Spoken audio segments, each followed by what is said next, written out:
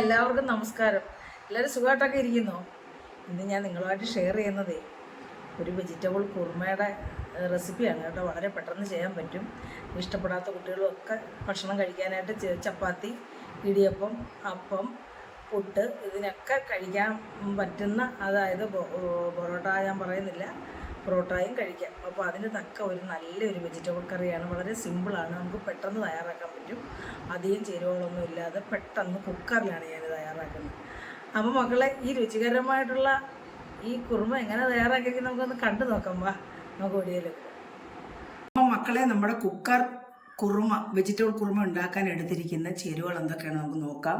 ഞാനൊരു ചെറിയ ഒരു ക്യാരറ്റ്, ഒരു മീഡിയം, ഒരു പൊട്ടറ്റോ, ഒരു മീഡിയം പരുവത്തിലോ ഒരെണ്ണം ഇതേ രീതിയിൽ കട്ട് ചെയ്ത് വെച്ചിട്ടുണ്ട്. അതുപോലെ തന്നെ ഒരു വലിയ സവാള, നമുക്ക് ഇത്രയും മതി കേട്ടോ, കുറച്ച് ആൾക്കാരല്ലേ ഉള്ളൂ. ഇത്രയും നമ്മളുടെ ആൾക്കാരനുസരിച്ചാണ് നമ്മൾ എടുത്തിരിക്കുന്നത്. നമുക്ക് എത്രത്തോളം ആൾക്കാരുണ്ടോ അതനുസരിച്ച് നമുക്ക് എടുക്കാം. ഇതിപ്പോൾ ഒരു വലിയ സവാള, ഇതൊരു 6 ബീൻസ് ചെറുതായിട്ട് കട്ട് ചെയ്താണ്ട് ഇതേ രീതിയിൽ കട്ട് ചെയ്ത് വെച്ചിട്ടുണ്ട്.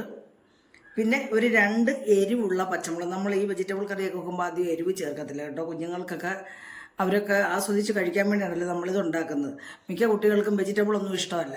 അപ്പം നമ്മളിതിലേക്ക് ചേർക്കാനായിട്ട് ഒരു ഇത്രയും, ഇതിനനുസരിച്ച് തന്നെ ഒരു 100 ഗ്രാം കാണും പിന്നെ വെള്ളത്തിൽ കുതിർത്തെടുത്ത ഗ്രീൻ പീസും എടുത്തിട്ടുണ്ട്. അപ്പം നമുക്കിത് എങ്ങനെയാണ് തയ്യാറാക്കുന്നതെന്ന് നമുക്കൊന്ന് നോക്കാം. അപ്പോൾ മക്കളെ, നമുക്ക് കുക്കർ വെജിറ്റബിൾ കുറുമ തയ്യാറാക്കാനായിട്ട് ഞാനിവിടെ കുക്കർ അടുപ്പയിൽ വെച്ചിട്ടുണ്ട്.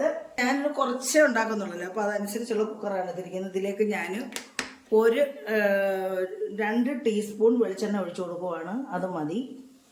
2 ടീസ്പൂൺ വെളിച്ചെണ്ണ ഒന്ന് മൂക്കട്ടെ.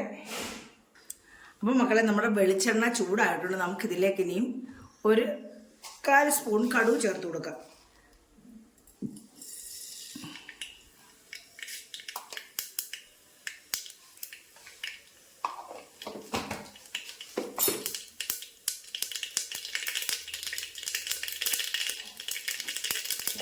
കടുക് പൊട്ടിയിട്ടുണ്ട്. നമ്മൾ ഇതിലേക്ക് ഇനി ഒരു ക്രഷ് ചെയ്ത പെരിഞ്ജീരകമാണ് ഇട്ട് കൊടുക്കുന്നത് കേട്ടോ. പെരിഞ്ജീരകം ഒരു 1/2 ടീസ്പൂൺ ഇട്ട് കൊടുക്കുവാണ്.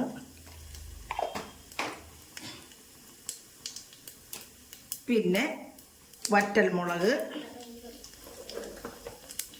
കറിവേപ്പില,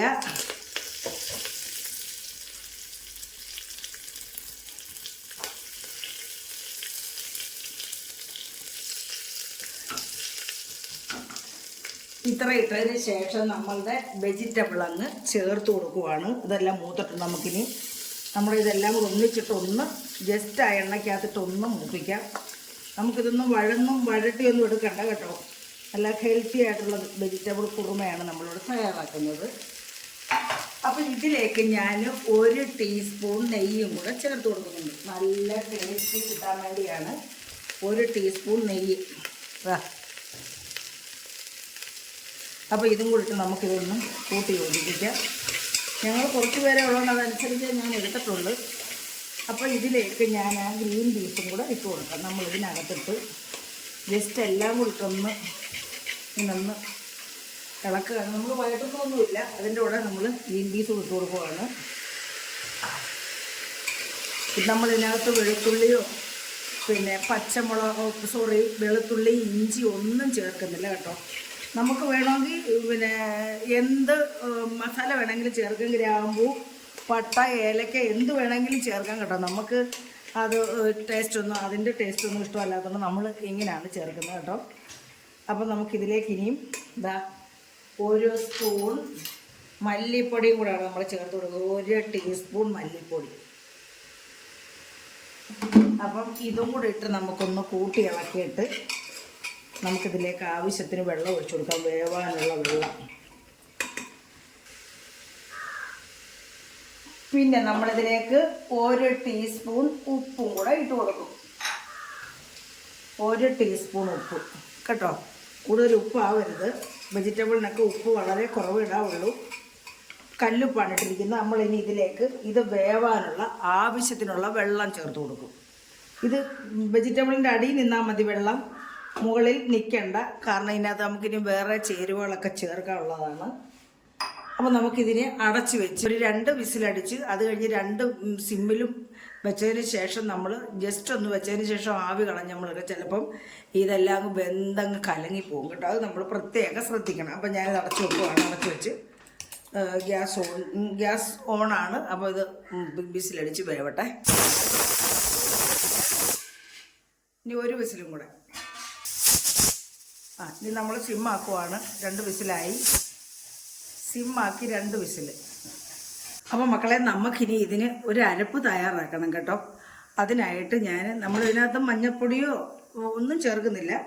അതിനായിട്ട് ഞാൻ നാണ്ട ഒരു അരമുറി തേങ്ങയുടെ പകുതി, നമ്മൾ കുറച്ച് വെജിറ്റബിൾ എല്ലാം എടുത്തിട്ടുള്ളൂ, അത് മതി.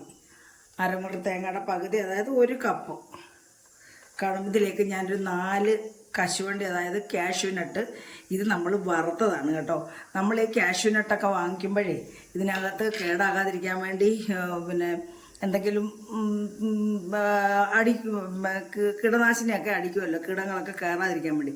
അതുകൊണ്ട് നമ്മളിത് വാങ്ങിച്ചുകൊണ്ട് വരുമ്പോഴേ നമ്മളിത് വറുത്ത് വെക്കും കേട്ടോ. അപ്പോൾ ഇത് നമ്മൾ കുറച്ച് വാങ്ങിച്ച് ആയാലും നമ്മൾ 100 ആയാലും 200 ആയാലും 1/4 കിലോ മേടിച്ചാലും നമ്മളത് വറുത്ത് വെക്കും. അതുകൊണ്ടാണ് ഈ കറുത്തിരിക്കുന്നത് കേട്ടോ. വറുത്തുകൊണ്ടാണ് ഇത് കറുത്തിരിക്കുന്നത്. അപ്പോൾ രുചി ടേസ്റ്റ് കൂട്ടാൻ വേണ്ടി ഞാനൊരു 4 കാഷ്യൂനട്ടും കൂടെ ചേർക്കുന്നുണ്ട്. പിന്നെ ഇതിലേക്കൊരു ലേശം ജീരകവും കൂടെ, നമ്മൾ പെരുംജീരകവും കൂടെ ചേർക്കുന്നുണ്ട്. കാരണം നമ്മൾ പെരുംജീരക പൊടി ഇട്ടതാണ്, എങ്കിലും ഇതിനകത്ത് അരയ്ക്കാൻ വേണ്ടി ഒരു 1/4 സ്പൂൺ പെരുംജീരകം. നമ്മുടെ ഇഷ്ടത്തിന് ഞാൻ പറഞ്ഞല്ലോ മസാലപ്പൊടികളൊക്കെ ചേർക്കാം. നമുക്കിഷ്ടമല്ല, അതിൻ്റെ ഫ്ലേവറൊന്നും അധികം ഇഷ്ടമല്ല. അതുകൊണ്ട് ഇത്രയും നമുക്കിതിനിത് ഫൈനായിട്ട് ഇത് അരയാനുള്ള വെള്ളം ഒഴിച്ചിട്ട് നല്ല ഫൈൻ പേസ്റ്റായിട്ട് നമുക്ക് അരച്ചെടുക്കാം. മക്കളെ, നമ്മുടെ പിന്നെ കുക്കർ ഞാൻ തുറക്കാൻ പോവാണ്. നമ്മുടെ ഈ ആവി പോകുന്നതിന് മുമ്പേ ഇത് തുറക്കണം നമ്മൾ കേട്ടോ. കാരണം എന്താണെന്നറിയാമോ, പിന്നെ നമ്മൾ അരപ്പൊഴിച്ച് കഴിയുമ്പോൾ വീണ്ടും ഇത് തിളപ്പിക്കണ്ടേ. അപ്പോൾ ഈ ചൂടോടെ തന്നെ നമ്മൾ ഈ അരപ്പ് ചേർത്ത് കൊടുക്കണം. ആ കണ്ടില്ലേ, ആവി പോകുന്നുണ്ടോ? അപ്പോൾ ഇതെല്ലാം മാറ്റിയിട്ട് നമുക്കിതൊന്ന് തുറന്നു നോക്കാം.